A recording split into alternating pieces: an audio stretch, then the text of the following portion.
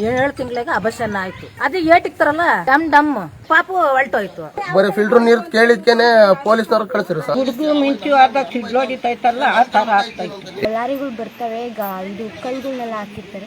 Miss ಆಗಿ ಏನಾದ್ರು ಬಿದ್ರೆ ಏನು ಮಾಡಕ್ಕೆ ಯಾರು ಬಂದ್ ನಿಮ್ಗೆ ಅನನುಕೂಲ ಐತೆ ಅಂತ ನಮ್ಗೆ ಇಂಥವ್ರಿಗೆ ಯಾರು ಕೇಳಿಲ್ಲ ಸರ್. ಆವಾಜ್ ಕೈಲಾಗ್ದಾನು ನನಗ್ ಕೈಲಾಗ್ದಾನು ಏನ್ ಮಾಡ್ಬೇಕು ಹೇಳೋದು. ನಮ್ ಕಷ್ಟ ಬಂದವ್ರು ನೋಡ್ಬೇಕು.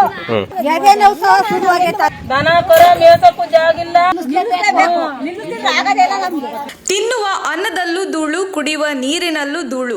ಹೌದು, ಕೊರಟಗೆರೆ ತಾಲೂಕಿನ ಸಿಎನ್ ದುರ್ಗ ಹೋಬಳಿಯ ಬಿಕ್ಕೆಗುಡ್ಡೆ ಗ್ರಾಮದ ಬಳಿ ನಡೆಯುತ್ತಿರುವ ಕ್ರಷರ್ಗಳ ಹಾವಳಿಯಿಂದ ಜನರು ಮಣ್ಣನ್ನು ತಮ್ಮ ಆಹಾರವಾಗಿ ಮತ್ತು ಕುಡಿಯುವ ನೀರಾಗಿ ಬಳಸುತ್ತಿದ್ದಾರೆ. ಜನರು ಮಾತ್ರವಲ್ಲದೆ ಅಮಾಯಕ ಮೂಕ ಪ್ರಾಣಿಗಳು ಧೂಳು ಸೇವಿಸುವಂತಾಗಿದೆ. ಇದರಿಂದ ಜನರು ಪ್ರಾಣಭೀತಿಯಲ್ಲಿ ದಿನನಿತ್ಯ ಜೀವನ ಕಳೆಯುವಂತಾಗಿದೆ. ಪ್ರತಿನಿತ್ಯ ಕ್ರಷರ್ನಿಂದ ಸಿಡಿಸುವ ಸಿಡಿಮದ್ದುಗಳಿಂದಾಗಿ ಶಬ್ದ ಮಾಲಿನ್ಯ ಉಂಟಾಗುವುದಷ್ಟೇ ಅಲ್ಲದೆ ಪಕ್ಕದಲ್ಲೇ ಇರುವ ಗ್ರಾಮಗಳಿಗೆ ಒಂದು ನರಕವಾಗಿ ಪರಿಣಮಿಸಿದೆ. ಸದಾ ಧೂಳಿನಿಂದ ಕೂಡಿಕೊಂಡಿರುವ ಈ ಪ್ರದೇಶದಲ್ಲಿ ಜನಜೀವನ ಅಸ್ತವ್ಯಸ್ತವಾಗಿ ಜನರು ಬೇರೆ ಪ್ರದೇಶಗಳಿಗೆ ಹೋಗುವುದೊಂದೇ ಬಾಕಿ ಉಳಿದಿದೆ. ಬಿಕ್ಕೆಗುಡ್ಡ ಗ್ರಾಮದಲ್ಲಿನ ಜನರು ಒಂದಿಲ್ಲೊಂದು ಕಾಯಿಲೆಗಳಿಂದ ಮರಣ ಹೊಂದುತ್ತಿದ್ದಾರೆ. ಜನಪ್ರತಿನಿಧಿಗಳಿಗೆ ಹಾಗೂ ಅಧಿಕಾರಿಗಳಿಗೆ ಹಿಡಿ ಶಾಪ ಹಾಕುತ್ತಲೇ ಸತ್ತವರಿಗೆ ಮಣ್ಣು ಹಾಕುತ್ತಿದ್ದಾರೆ. ಇನ್ನೊಂದೆಡೆ ಮೂಕ ಪ್ರಾಣಿಗಳ ವೇದನೆಯನ್ನು ಕೇಳುವವರು ಯಾರು? ಅವುಗಳಿಗೆ ಸರಿಯಾದ ಮೇವು ಸಿಗುತ್ತಿಲ್ಲ. ತಿನ್ನುವ ಹುಲ್ಲಿನ ಮೇಲೆ 1 ಅಡಿ ಧೂಳು ಕುಳಿತುಕೊಂಡರೆ ಆ ಮುಗ್ಧ ಪ್ರಾಣಿಗಳು ಹೇಗೆ ತಾನೇ ತಿನ್ನಲು ಸಾಧ್ಯ ಎಂದು ಪ್ರಶ್ನಿಸುವಂತಾಗಿದೆ. ಈ ಸಮಸ್ಯೆಗಳ ಬಗ್ಗೆ ಅಧಿಕಾರಿಗಳಿಗೆ ಎಷ್ಟೇ ಬಾರಿ ಮನವಿ ಮಾಡಿಕೊಂಡರೂ ಸರಿಯಾಗಿ ಸ್ಪಂದಿಸುತ್ತಿಲ್ಲ. ಗ್ರಾಮಸ್ಥರು ಕ್ರಷರ್ ಬಳಿ ಹೋಗಿ ಕೆಲಸ ನಿಲ್ಲಿಸಲು ಹೇಳಿದರೆ ಪೊಲೀಸ್ ಮುಖಾಂತರ ಬೆದರಿಕೆ ಬೇರೆ ಹಾಕಿಸುತ್ತಾರಂತೆ. ಅಂದ್ರೆ ಪೊಲೀಸರು ಸಾರ್ವಜನಿಕರ ಹಿತಕ್ಕಾಗಿ ಕೆಲಸ ಮಾಡುತ್ತಿದ್ದಾರೋ ಅಥವಾ ಕ್ರಷರ್ ಓನರ್ ಪರವಾಗಿ ಕೆಲಸ ಮಾಡುತ್ತಿದ್ದಾರೋ ತಿಳಿಯದಾಗಿದೆ. ಬಿಕ್ಕಳಿಕೆ ಬಂದರೂ ಕುಡಿಯಲು ಯೋಗ್ಯವಲ್ಲದ ನೀರು ಇಲ್ಲಿನದಾಗಿದೆ. ಪ್ರತಿದಿನ ಕುಡಿಯಲು ಬಳಸುವ ನೀರು ಕ್ರಷರ್ಗಳ ಹಾವಳಿಯಿಂದಾಗಿ ಧೂಳುಮಯವಾಗಿದೆ. ಧೂಳಿನಿಂದ ಮನೆಯೊಳಗೆ ಕುಳಿತು ಊಟ ಮಾಡಲು ಸಹ ಆಗುತ್ತಿಲ್ಲ. ಹೊಲ ಗದ್ದೆಗಳಿಗೆ ಹೋಗಿ ಕೆಲಸ ಮಾಡಿ ಮನೆಗೆ ಬಂದು ಕುಳಿತರೆ ಸಾಕು, ಸಿಡಿಮದ್ದುಗಳಿಂದ ಬರುವ ಸಣ್ಣ ಸಣ್ಣ ಕಲ್ಲುಗಳು ಮನೆಯ ಹೆಂಚು ತಗಡಿನ ಮೇಲೆ ಬೀಳುತ್ತದೆ. ಇದರಿಂದಾಗಿ ಮನೆಯಲ್ಲಿ ನೆಮ್ಮದಿಯಾಗಿ ನಿದ್ದೆ ಮಾಡುವುದಿರಲಿ, ಊಟ ಮಾಡುವುದಕ್ಕೂ ಸಹ ಭಯಪಡುವಂತಾಗಿದೆ. ಹಸುಗೂಸು ಇರುವ ಮನೆಯಲ್ಲಿ ಮಕ್ಕಳು ಹಾಗೂ ಗರ್ಭಿಣಿಯರು ಸಾಕಷ್ಟು ಸಮಸ್ಯೆಯನ್ನು ಅನುಭವಿಸುವಂತಾಗಿದೆ. ಪ್ರಭಾವಿಗಳಿಗೆ ಸೇರಿರುವ ಬಿಕ್ಕೆಗುಡ್ಡೆ ಜಲ್ಲಿ ಕ್ರಷರ್ಗಳು ಪ್ರಭಾವಿಗಳ ಒಡೆತನದಲ್ಲಿ ಕೆಲಸ ಮಾಡುತ್ತಿದ್ದು ಅವರನ್ನು ಎದುರಿಸಲು ಸಾಮಾನ್ಯ ಜನರು ಭಯಪಡುವಂತಾಗಿದೆ. ಅಧಿಕಾರಿ ವರ್ಗವು ಅವರ ಜೊತೆಗೆ ಶಾಮೀಲಾಗಿರುವ ಶಂಕೆಯನ್ನು ಬಿಕ್ಕೆಗುಡ್ಡ ಗ್ರಾಮದ ಜನರು ವ್ಯಕ್ತಪಡಿಸುತ್ತಿದ್ದಾರೆ. ಇನ್ನು ಅಲ್ಲಿ ಕೆಲಸ ಮಾಡುವವರು ಸ್ಥಳೀಯ ಜನರಿಗೆ ಮುಂಚಿತವಾಗಿ ಮಾಹಿತಿ ಕೊಡದೆ ಕ್ರಷರ್ಗಳಲ್ಲಿ ಸಿಡಿಮದ್ದುಗಳನ್ನು ಸಿಡಿಸುತ್ತಿದ್ದು ಇದರಿಂದಾಗಿ ಗರ್ಭಿಣಿಯಾಗಿರುವ ಹೆಂಗಸರಿಗೆ ಗರ್ಭಪಾತವಾಗುತ್ತಿದೆ. ಅಲ್ಲದೆ ಅಪೌಷ್ಟಿಕತೆ ಸೇರಿದಂತೆ ನಾನಾ ರೋಗ ರುಜಿನಗಳು ಸಹ ಬರುತ್ತಿದೆ. ಇನ್ನು ಯಾವ ಮಾಧ್ಯಮಗಳು ಸಹ ಬಂದರೂ, ಯಾವ ಅಧಿಕಾರಿಗಳು ಬಂದರೂ ನಮಗೆ ನ್ಯಾಯ ಸಿಕ್ಕಿಲ್ಲ ಎಂದು ವರದಿ ಮಾಡಲು ಹೋದ ನಮ್ಮ ತುಮಕೂರು ವಾಹಿನಿಯ ವರದಿಗಾರರ ಮೇಲೂ ಸ್ಥಳೀಯರು ಆಕ್ರೋಶ ವ್ಯಕ್ತಪಡಿಸಿದರು. ಪ್ರಭಾವಿಗಳ ಕಲ್ಲು ಗಣಿಗಾರಿಕೆಯಿಂದ ಸುತ್ತಮುತ್ತಲ ಬೆಳೆಗಳು ನಾಶವಾಗಿ ರೈತರು ಸಾಲ ತೀರಿಸಲಾಗದೆ ಆತ್ಮಹತ್ಯೆ ಮಾಡಿಕೊಳ್ಳುವ ಸ್ಥಿತಿ ಬಂದಿದೆ. ಇನ್ನು ಜಲ್ಲಿಯನ್ನು ತುಂಬಿಕೊಂಡು ಹೋಗುವ ರಸ್ತೆಗಳೆಲ್ಲ ಮಣ್ಣಿನಿಂದ ಕೂಡಿದ್ದು ಇದರಿಂದಾಗಿ ಆ ಸುತ್ತಮುತ್ತಲಿನ ಜೀವ ಸಂಕುಲವೇ ನಾಶವಾಗುವ ಸಾಧ್ಯತೆ ಇದೆ. ಕ್ರಷರ್ನಲ್ಲಿ ಸಿಡಿದ ಸಿಡಿಮದ್ದಿನ ಶಬ್ದಕ್ಕೆ ಹಸುವೊಂದು ಬೆದರಿದ ಕಾರಣ ವ್ಯಕ್ತಿಯೊಬ್ಬರನ್ನು ಎಳೆದುಕೊಂಡು ಹೋಗಿದ್ದು ಪರಿಣಾಮವಾಗಿ ಅವರ ಕಾಲು ಮುರಿತಕ್ಕೊಳಗಾಗಿ ಇಂದು ಅವರು ಸಾವನ್ನಪ್ಪಿದ್ದಾರೆ. ಅಧಿಕಾರಿಗಳು ಹೊಟ್ಟೆಗೆ ಏನು ತಿನ್ನುತ್ತಾರೆ? ಅವರು ಸಾರ್ವಜನಿಕರ ಕೆಲಸಗಾರರು ಅಥವಾ ಪ್ರಭಾವಿಗಳ ದಾಸರು ಎಂದು ಬಿಕ್ಕೆಗುಡ್ಡ ಗ್ರಾಮದ ಜನ ಅಧಿಕಾರಿಗಳಿಗೆ ಮತ್ತು ಜನಪ್ರತಿನಿಧಿಗಳಿಗೆ ಹಿಡಿ ಶಾಪ ಹಾಕಿದರು. ಮೃತದೇಹವನ್ನು ಇಟ್ಟುಕೊಂಡು ಪ್ರತಿಭಟನೆಗೆ ಸಿದ್ಧರಾಗಿದ್ದ ಸ್ಥಳೀಯರು ಸರ್ಕಾರಿ ರಜೆ ಇದ್ದುದರಿಂದ ಅಂತ್ಯ ಸಂಸ್ಕಾರ ಮಾಡಿದ್ದಾರೆ. ಸ್ಥಳದಲ್ಲೇ ನಮ್ಮ ತುಮಕೂರು ಪ್ರತಿನಿಧಿ ತಾಲೂಕು ದಂಡಾಧಿಕಾರಿಗಳಿಗೆ ಕರೆ ಮಾಡಿ ವಿಷಯ ಮುಟ್ಟಿಸಿದಾಗ ಸೋಮವಾರದಂದು ಸಂಪೂರ್ಣ ಮಾಹಿತಿ ಪಡೆದು ಮೇಲಾಧಿಕಾರಿಗಳಿಗೆ ವರದಿ ಸಲ್ಲಿಸುವುದಾಗಿ ಅಲ್ಲಿದ್ದ ಕುಟುಂಬಸ್ಥರಿಗೆ ಹಾಗೂ ನಮ್ಮ ಪ್ರತಿನಿಧಿಗೆ ಭರವಸೆ ನೀಡಿದ್ದಾರೆ. ತಾಲೂಕು ದಂಡಾಧಿಕಾರಿ ನಹಿದಾ ಜಂಜಂ ಈಗಾಗಲೇ ಆ ಗ್ರಾಮಕ್ಕೆ ನಮ್ಮ ಅಧಿಕಾರಿಗಳು ಭೇಟಿ ನೀಡಿದ್ದಾರೆ. ಅಲ್ಲಿನ ಜನರ ಸಮಸ್ಯೆಗಳನ್ನು ಆಲಿಸಿ ವರದಿ ಸಲ್ಲಿಸಿದ್ದಾರೆ. ನಾನು ಕೂಡ ನಾಳೆ ಆ ಗ್ರಾಮಕ್ಕೆ ತೆರಳುತ್ತಿದ್ದೇನೆ. ಜನರ ಸಮಸ್ಯೆಗಳನ್ನು ಆದಷ್ಟು ಬೇಗ ಬಗೆಹರಿಸುವ ಪ್ರಾಮಾಣಿಕ ಪ್ರಯತ್ನ ಮಾಡುತ್ತೇನೆ ಎಂದು ತಿಳಿಸಿದರು. ಇನ್ನು ಬಿಕ್ಕೆಗುಡ್ಡ ಗ್ರಾಮದ ಸ್ಥಳೀಯ ನರಸಿಂಹರಾಜು ನಾಗರಾಜು ಮಾತನಾಡಿ, ನಮ್ಮ ಗ್ರಾಮದಲ್ಲಿ ಸುಮಾರು 80 ಕುಟುಂಬಗಳಿವೆ. ಎಲ್ಲಾ ಮನೆಯಲ್ಲೂ 4-5 ಜನ ವಾಸವಿದ್ದಾರೆ. ಆದ್ರೆ ಎಲ್ಲಾ ಮನೆಯಲ್ಲೂ ಕೂಡ ಒಬ್ಬ ರೋಗಿ ಕಡ್ಡಾಯವಾಗಿದ್ದಾರೆ. ಏಕೆಂದರೆ ಇಲ್ಲಿ ನಡೆಸುತ್ತಿರುವ ಕ್ರಷರ್ಗಳಿಂದ ಬರುವ ಧೂಳಿನಿಂದ ಹಿರಿಯರು, ಮಕ್ಕಳು ಅನಾರೋಗ್ಯಕ್ಕೀಡಾಗುತ್ತಿದ್ದಾರೆ. ಅಷ್ಟೇ ಅಲ್ಲ, ತಿನ್ನುವ ಅನ್ನದಲ್ಲೂ ಧೂಳು, ಕುಡಿಯುವ ನೀರಿನಲ್ಲೂ ಧೂಳು ತುಂಬಿಕೊಳ್ಳುತ್ತದೆ. ವಾರಗಳಲ್ಲಿ ಸುರಿಸುವ ಮದ್ದಿನಿಂದ ಮನೆಗಳು ಬಿರುಕು ಬಿಟ್ಟಿವೆ. ಇಷ್ಟೆಲ್ಲ ಆಗುತ್ತಿದ್ದರೂ ಯಾವ ಅಧಿಕಾರಿಗಳು ನಮ್ಮ ಊರಿನ ಕಡೆ ಬರುತ್ತಿಲ್ಲ, ನಮ್ಮ ಸಮಸ್ಯೆಯನ್ನು ಆಲಿಸುತ್ತಿಲ್ಲ ಎಂದು ತಿಳಿಸಿದರು. ಇನ್ನು ಸಾಮಾಜಿಕ ಹೋರಾಟಗಾರ ನಾಗರಾಜು ಮಾತನಾಡಿ, ಪ್ರಕೃತಿಯ ತಾಣವಾಗಿದ್ದ ಈ ಊರನ್ನು ಕ್ರಷರ್ಗಳ ಹಾವಳಿಯಿಂದ ಹಾಳು ಮಾಡಿದ್ದಾರೆ. ಕಾಡಿನಿಂದ ನಾಡಿಗೆ ಬರುತ್ತಿರುವ ಪ್ರಾಣಿಗಳ ಹಾವಳಿ ಒಂದು ಕಡೆ ಆದ್ರೆ, ಇನ್ನೊಂದು ಕಡೆ ಕ್ರಷರ್ ಸಿಡಿಮದ್ದಿನ ಹಾವಳಿ. ಅನೇಕ ವರ್ಷಗಳಿಂದ ಈ ಕ್ರಷರ್ಗಳ ವಿರುದ್ಧವಾಗಿ ಹೋರಾಟ ಮಾಡುತ್ತಾ ಬಂದಿದ್ದೇವೆ. ಆದರೆ ಯಾವ ಅಧಿಕಾರಿಯೂ ಸ್ಪಂದಿಸುತ್ತಿಲ್ಲ. ಸಂಬಂಧಪಟ್ಟ ಎಲ್ಲ ಅಧಿಕಾರಿಗಳಲ್ಲಿ ಮನವಿ ಮಾಡಿದ್ದೇವೆ. ಇತ್ತೀಚೆಗೆ ನಡೆದ ಗ್ರಾಮ ವಾಸ್ತವ್ಯದಲ್ಲಿ ಕೂಡ ಮನವಿ ಸಲ್ಲಿಸಿದ್ದೇವೆ. ಆದರೆ ಯಾವುದಕ್ಕೂ ಸ್ಪಂದಿಸಿದ ಅಧಿಕಾರಿಗಳ ಮೂರ್ಖ ವರ್ತನೆಗೆ ಬೇಸರವಾಗಿದೆ ಎಂದು ತಿಳಿಸಿದರು. ಇನ್ನು ಮಾನವ ಹಕ್ಕುಗಳ ಹೋರಾಟಗಾರ ನವೀನ್ ಕುಮಾರ್ ಮಾತನಾಡಿ, ಬಿಕ್ಕೆಗುಡ್ಡೆ ಊರಿನಲ್ಲಿ ವಾಸಿಸುವ ಪ್ರತಿಯೊಂದು ಕುಟುಂಬಕ್ಕೂ ಸರಿಯಾಗಿ ಮನೆಗಳಿಲ್ಲ, ಗುಡಿಸಲಿಲ್ಲ. ಕಲ್ಲಿನ ಕ್ವಾರಿಯಲ್ಲಿ ಸಿಡಿಸುವ ಸಿಡಿಮದ್ದಿನಿಂದ ಭಯಭೀತರಾಗಿ ಗರ್ಭಿಣಿ ಮಹಿಳೆಯರು ಇದುವರೆಗೆ ಅನೇಕ ಮೂಕ ಪ್ರಾಣಿಗಳು ಸಾವನ್ನಪ್ಪಿವೆ. ಇತ್ತೀಚೆಗೆ ಒಬ್ಬ ವ್ಯಕ್ತಿ ಕೂಡ ಮೃತಪಟ್ಟಿದ್ದಾನೆ. ಕ್ರಷರ್ ನಿಲ್ಲಿಸಿ ಎಂದು ಹೋಗುವ ಗ್ರಾಮಸ್ಥರಿಗೆ ಪೊಲೀಸರಿಂದ ಬೆದರಿಸಿ ಮತ್ತೆ ವಾಪಸ್ ಕಳಿಸುತ್ತಾರೆ. ಎಲ್ಲಿ ಹೋಯಿತು ನಮ್ಮ ಪ್ರಜಾಪ್ರಭುತ್ವ? ಎಲ್ಲಿ ನಿಂತಿದ್ದಾರೆ ನಿಷ್ಠಾವಂತ ಅಧಿಕಾರಿಗಳು? ಈ ಜನರ ಕಷ್ಟಕ್ಕೆ ಆಗುವ ಅಧಿಕಾರಿ ಯಾರು ಎಂದು ಕಾದು ನೋಡಬೇಕಾಗಿದೆ ಎಂದು ತಿಳಿಸಿದರು. ವರದಿ ಟೈಗರ್ ನಾಗ್. ಅದೇ ಆಲೆ ವರ್ಷ ಆಯ್ತು ಅಬಶನ್ ಆಗಿ ನನ್ನ ಸೊಸೆಗೆ 7 ತಿಂಗಳಿಗೆ ಅಬಶನ್ ಆಯ್ತು. ಯಾಕೆ ಅಬಶನ್ ಆಯ್ತು? ಅದು ಏಟಿಕ್ತಾರಲ್ಲ ಡಮ್ ಡಮ್ ಯಾದ್ರು ಕಂಡ್ರು, ಎದ್ರಕಂಡೆ ಒಳಗಡೆ ಪಾಪು ಹೊಲ್ಟೋಯ್ತು. ಹೌದಾ? ಈಗ ಇವಣ್ಣ ಬಿಟ್ಬಿಟ್ಟೈತೆ.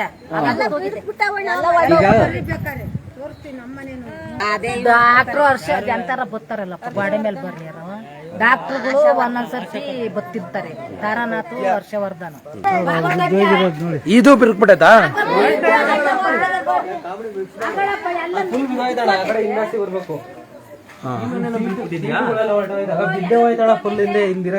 ಓ, ಅದ ಆ ಕಡೆ ಹಿಂದೆದಾ? ಫುಲ್ ಹಿಂದೆ. ಹೋಗಪ್ಪ ಮಗ ಕೊಡ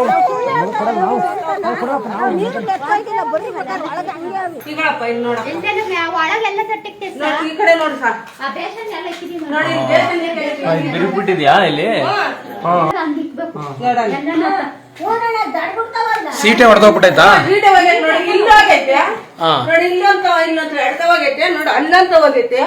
ಮಳೆ ಬಂದ್ರೆ ನೀರ್ ನಿಂತ್ಕೊಬಿಡ್ತೇವೆ. ಹೌದಾ? ನಾವ್ ಮನೆ ಕಟ್ಟಾಗ ಒಂಚೂರು ಇರ್ಲಿಲ್ಲ ಬಿಟ್ಬಿಟ್ಟಿದಲ್ಲ. ಇದೇನಕ್ಕೆ ಕಡ್ಡಿ ಇಟ್ಟಿರೋದೇನಕ್ಕೆ ಇದು? ಹೋಗ್ಬಿಟ್ಟೈತೆ. ಓ, ಹೊರಟೋಗ್ಬಿಟ್ಟೈತಾ? ಸೌಂಡ್ ಬರುತ್ತೆ ನೋಡ್ರಿ. ಮಗ ಹಾಕೊಂಡ ಮಗ ಹೆಂಗ್ ಮನಿಕೋಬೇಕು ನೋಡಿ. ನೋಡ್ರಿ ಸರ್, ಕಳಸ ಹೊತ್ಕೊಂಡು ಹೋಗಿರೋದು ಬಂದಿರೋದು. ಸುಮ್ನೆ ಕಳಸ ಹೊತ್ಕೊಂಡು ಹೋಗಿ ಅಲ್ಲಿ ಬಂದಿದ್ದೀರಾ, ಊಟ ಕೊಟ್ರು ತಿಂದಿದ್ದೀರಾ. ಅದೇ ಬಿಕ್ಕೆಗುಟ್ಟೆ ಗ್ರಾಮದವ್ರ ಪಾಪ ಎಂದು ಊಟ ನೋಡಿಲ್ವಲ್ಲ ಅಂತ ಹೇಳಿ ಇಲ್ಲಿ ಊಟ ಕೊಟ್ಟು ನಿಮ್ಮನ್ನ ಸಮಾಧಾನ ಮಾಡಿ ಹೊರಟೋಗ್ಬಿಟ್ಟವ್ರೆ. ಮೊಮ್ಮಗಳ್ದು ಹೇಳಿದ್ರು ಅಷ್ಟೇನೆ. ಕಾಸಿಲ್ದಾರ್ ಬಂದಿರಲ್ಲ, ಅವರು ಮಾಡ್ಕೊಡ್ತೀನಿ ಹೇಳ್ರಿ ಅಂತ. ಪ್ರಾಬ್ಲಮ್ ಆಗಿ ಕಿವಿ ಕೇಳ್ಸಲ್ಲ ಈ ಶಬ್ದದಿಂದ. ಮಾತು ಬರ್ತಾ ಇಲ್ಲ, ಕಿವಿದು ಕೇಳ್ತಾ ಇಲ್ಲ. ಯಾಕೆ ಮಗು ಏನ್ ಅಮ್ಮ, ಅಪ್ಪ, ಅಜ್ಜಿ, ತಾತ ಅಂತಾಳೆ, ಅತ್ತೆ, ಮಾಮ ಅಂತಾಳೆ. ಬರೀ ಫಿಲ್ಟರ್ ನೀರ್ ಕೇಳಿದ್ಕೇನೆ ಪೊಲೀಸ್ನವ್ರ ಕಳ್ಸಿರು ಸರ್. ಒಂದ್ ಫಿಲ್ಟರ್ ನೀರ್ ಮಾಡ್ಕೊಟ್ಟಿಲ್ಲ ಅಂದಿದ್ಕೆ ಪೊಲೀಸ್ನವ್ರನ್ನ ಕಳ್ಸಿರು. ನಾನ್ ವಿಡಿಯೋ ಮಾಡ್ಕೊಂಡೆ, ಹೇಳ್ರಿ ಮೇಡಮ್ ನಾನೇನ್ ತಪ್ಪು ಮಾಡಿದ್ದೀನಿ, ನಾನ್ ಮಾತಾಡೋಕೆ ಪೊಲೀಸ್ನವ್ರ ನಿಮ್ಮನ್ನ ಕಳಿಸವ್ರ ಅಂದಿದ್ಕೆ ಅವ್ರು ಅದೇ ಹೋದ್ರು, ಏನು ಮಾತಾಡ್ಲಿಲ್ಲ. ಏನಾಗ್ತದವ? ಏನಾದಂಗವ? ಈ ಗುಡ್ಗು ಮಿಂಚು ಆದಾಗ ಸಿಡ್ಲೋಡಿತೈತಲ್ಲ, ಆ ತರ ಆಗ್ತೈತಿ. ಯಾವಾಗ್ಲೂ ಅವ್ರ ಟೈಮಿಂಗ್ಸಿಗೆ ಬಿಟ್ಟವ್ರೆ, ನಮ್ಮ ಟೈಮಿಂಗ್ಸಿಗೆ ಬಿಟ್ಟಿಲ್ಲ. ಮಧ್ಯಾಹ್ನಕ್ಕೆ ಬರ್ತವೆ, ಹೋಗ್ತವೆ. ಎಲ್ಲಿಗೆ ಬರುತ್ತೆ ಬಸ್ಸು? ಬಸ್ ಸ್ಟ್ಯಾಂಡಿಗೆ. ಎಷ್ಟು ಕಿಲೋಮೀಟರ್ ಆಗುತ್ತೆ? ಇಲ್ಲಿಂದ ಒಂದ್ 2-3 ಕಿಲೋಮೀಟರ್ ಆಗುತ್ತೆ. ಲಾರಿಗಳು ಬರ್ತವೆ, ಇದು ಕಲ್ಗಳನ್ನೆಲ್ಲ ಹಾಕಿರ್ತಾರೆ. ಮಿಸ್ ಆಗಿ ಏನಾದ್ರು ಬಿದ್ರೆ ಏನು ಮಾಡಕ್ಕಾಗಲ್ಲ. ಅದಕ್ಕೆ ಅವನ್ನೆಲ್ಲ ನಿಲ್ಲಿಸ್ಬೇಕು ಅಂತ ಕೇಳ್ಬೋದು ಅಷ್ಟೇ. ಹುಷಾರಿಲ್ಲ, ಇದು ಧೂಳಿಂದ ಎಲ್ಲ ಒಳಗಡೆ ಕೆಮ್ಮು, ನೆಗಡಿ, ಜ್ವರ ಈ ತರ ಎಲ್ಲ ಆಗ್ತದೆ. ಅರ್ಧ ಕಿಲೋಮೀಟರ್ ಇರೋದು. ನಾವು ಮಲಗಿದ್ರೆ ಪಕ್ಕ ಎದ್ಕು ಕಮ್ಮಂಗೆ ಶಬ್ದ ಬರುತ್ತೆ. ಏನ್ತ್ರದ್ದು? ಕಸರಿ ಏಟಿ ಹೊಡಿತಾರಲ್ಲ, ಡಮ್ ಡಮ್ ಅಂತ ಸಿಡ್ಲು ಹೊಡ್ತಾರ ಹೊಡಿತಿತ್ತು. ಅರ್ಧ ಕಿಲೋಮೀಟರ್ ಕಮ್ಮಿನೇ ಅಲ್ಲ, ಇನ್ನೂ ಕಮ್ಮಿನೇ ಐತೆ. ಅರ್ಧ ಬಂದು ನಾವು ನೋಡಿದ್ರೆ ಹಂಗೆ ಇರ್ಬೇಕು. ಇಲ್ಲಿ ನೋಡ್ರಿ, ತಿರ್ಗಿ ನಿಮ್ಗೆ ಕ್ಯಾಮ್ರಾ ಹೊಡಿಬೇಕು. ಪ್ಲಸ್ಸಾರಿಂದ ಧೂಳು ಬರುತ್ತೆ, ದನ ಕರ ಉಳ್ಮೇದ್ರೆ ದನಗಳು ಹೊರಟೋಗ್ತವೆ. ಆಮೇಲೆ ಜನಕ್ಕೆ ಧೂಳು ಕುಡ್ದು ಕಾಯಿಲೆ ಕೆಮ್ಮು ಬರುತ್ತೆ. ಅವು ನೆಗಡೆಗೆ ಕೆಮ್ಮು ಅಂತ 4 ದಿನಕ್ಕೂ 5 ದಿನಕ್ಕೂ ಎತ್ಕೊಂಡು ಹೋಗಕ್ಕೆ ಇಲ್ಲಿ ಬಸ್ ಬರಲ್ಲ. ಆಟ ಕರೆದ್ರೆ 500, 300, 400 ಕೊಡೋದು ನಾವು ಬರಲ್ಲ ಅಂತಾರೆ. ನಮಗೆ ಒತ್ಕೊಂಡು ಹೋಗಕ್ಕೆ ಶಕ್ತಿ ಸಾಲ ಇಲ್ಲ. ಈ ಊರಿಗೆ ಯಾವ ಬಸ್ ಬರಲ್ಲ. ಬೇರೆ ಕಡೆಯಿಂದ ಆಟ ಕರ್ಸ್ಕೊಂಡು ಇಲ್ಲಿ ಏನಾದರೂ ಹೆಚ್ಚು ಕಮ್ಮಿ ಆದರೆ ಬೇರೆ ಕಡೆಯಿಂದ ಕರ್ಸ್ಕೊಬಂದು ಹಾಕೊಂಡು ಹೋಗ್ಬೇಕು. ಅಷ್ಟು ಶಾನೆ ಪ್ರಾಬ್ಲಮ್ ಸರ್. ನಮ್ಗೆ ಯಾರು ಬಂದು ನಿಮ್ಗೆ ಅನನುಕೂಲ ಐತೆ ಅಂತ ನಮ್ಗೆ ಇಂಥವ್ರಿಗೆ ಯಾರು ಕೇಳಿಲ್ಲ ಸರ್. ಇಲ್ಲಿ ಕುಡ್ತಿದ್ವಿ, ಬಂಡೆ ಪಾಳಿಸ್ತಿದ್ವಿ, ಪುಳ್ಳೆ ಅಂತೆ ಕಳ್ಳೆ ಅಂತ ಕೂಡ ಹಾಕೊಂಡು ಏನೋ ನಮ್ಮ ಹೊಟ್ಟೆ ಜೀವನ ಅಂತ ನಾವು ಮಾಡ್ತಾ ಇದ್ವಿ. ಈಗ ಅದು ಇಲ್ದಂಗ ಆಗೈತಿ. ಈ ತರ ನಮ್ಮನ್ನ ಇದಾಗಿ ಕುಂತೀವಿ. ಮಳೆ ಬಂದ್ರೆ ಉಂಟು, ಮಳೆ ಬರ್ದಿದ್ರೆ ಇಲ್ಲ. ನಮ್ಗೆ ನಿಲ್ಲಿಸ್ಬೇಕು. ನಮ್ಗೆ ಬಂಡೆ ಕೆಲಸ ಮಾಡ್ತಿದ್ವಿ. ನಮ್ ಜೀವನಾಂಶಿಗೆ ಇದ್ ಮಾಡ್ಬೇಡ ಅದನ್ನು ಕಿತ್ಕೊಂಡು ಜೀವನಾಂಶಿ ಮಾಡ್ಬೇಕು ಕೇಳ್ರಿ. ನಾವು ಈಗ ಮನೆಗಳೆಲ್ಲ ಇದಾಗ್ಯಾವಲ್ಲ, ಏನ್ ಮಾಡ್ಬೇಕು ನಾವು? ಜೀವನಾಂಶಿ ಕೊಡ್ತಾರೆ ನಮ್ಗೆ. ಹೇಳು, ಆವಾಜ್ ಕೈಲಾಗ್ದಾನು, ನನಗ್ ಕೈಲಾಗ್ದಾರು. ಏನ್ ಮಾಡ್ಬೇಕು ನಾವು? ಹೇಳೋದು ನಮ್ ಕಷ್ಟ ಬಂದವ್ರು ನೋಡ್ಬೇಕು. ನಮ್ ಕಷ್ಟ ಬಂದ್ ನೋಡಿ ಅವ್ರಿಗೆ ನೋಡಿ ಏನ್ ಹೇಳ್ಬೇಕು, ಪರಿಹಾರ ಕೊಡ್ಬೇಕು.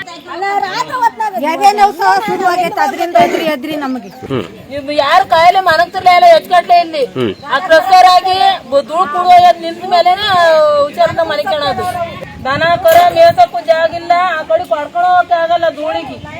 ಮಲಾವೆ ಕಪ್ಪಲ್ನರಿ ಐತೆ, ಕರಡಿ, ಇಷ್ಟು ಪ್ರಾಣಿ, ಸಿರ್ತೆ, ಮೂರೇನವೆ. ಅದು ಸುತ್ತ ತಿರ್ಕೋ ಕರಡಿ ರಾತ್ರಿ ಹೊತ್ತು ಡೈಲಿ ಬರ್ತವೆ. ಉಪ್ಪು ಎಲ್ಲ ದೊಗಿತಾವ. ಕಾಡಂದಿನ ಊರಳಿಕೆ ಬರ್ತೈತೆ ಕಾಡಂದಿ. ಒಂದ್ಸಾರಿ ಪೆಟ್ಕೆ ಅಂಗಡಿನೇ ಬಂದೆಲ್ಲ ಲೂಟಿ ಮಾಡಿತ್ತು ಕರಡಿ. ಅಲ್ಲಿ ಪೆಟ್ಕೆ ಅಂಗಡಿ ಐತೆ, ಎಲ್ಲ ಬಾಕ್ಲು ಕಿತ್ಬಿಟ್ಟು ಒಳಗಡೆ ಸಾಮಾನೆಲ್ಲ ದನಗಳಿಗೆ ಭಾರಿ ಅನುಕೂಲ ಆಗ್ಬಿಟ್ಟು ಕುರಿ ಮೇಕೆ ದನ ಪ್ರತಿ ಒಂದು ಸತ್ತ ಬೇಕಾದ್ರೆ ಅವ್ರು ಹತ್ತಿರೋದು ಎಲ್ಲ ತಾಂಡೋಗಿ ಹಾಕಿರುತ್ತೆ. ಇದ್ರೊಳಗಾಗಿ ನಾವು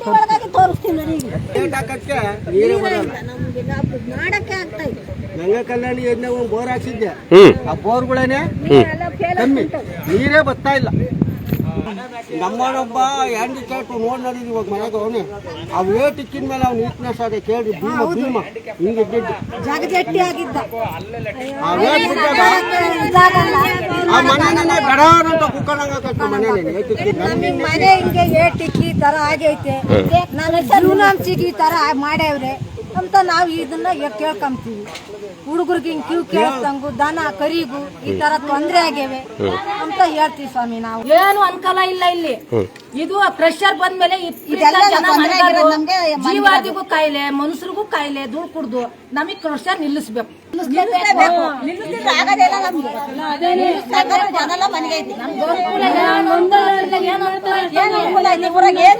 ತಕ್ಷಣ ಬೇಕಾಗಿದ್ದಾರೆ. ತುಮಕೂರಿನ ಹೆಸರಾಂತ ಕಂಪನಿಯಲ್ಲಿ ಗುತ್ತಿಗೆ ಕಾರ್ಮಿಕರಾಗಿ ಕೆಲಸ ಮಾಡಲು ಯುವಕರು ಮತ್ತು ಯುವತಿಯರು ಬೇಕಾಗಿದ್ದಾರೆ. ಲೋಡಿಂಗ್ ಮತ್ತು ಅನ್ಲೋಡಿಂಗ್ ಕೆಲಸ ಮಾಡುವವರು ಬೇಕಾಗಿದ್ದಾರೆ. ವಿದ್ಯಾರ್ಥಿ SSLC, PUC, BSc pass by ನೇರ ಸಂದರ್ಶನ ಇರುತ್ತದೆ. ESI ಮತ್ತು PF ಸೌಲಭ್ಯ ಇರುತ್ತದೆ. ಆಸಕ್ತರು ಕೂಡಲೇ ಸಂಪರ್ಕಿಸಿ. Naveen GL, phone number 9743103968.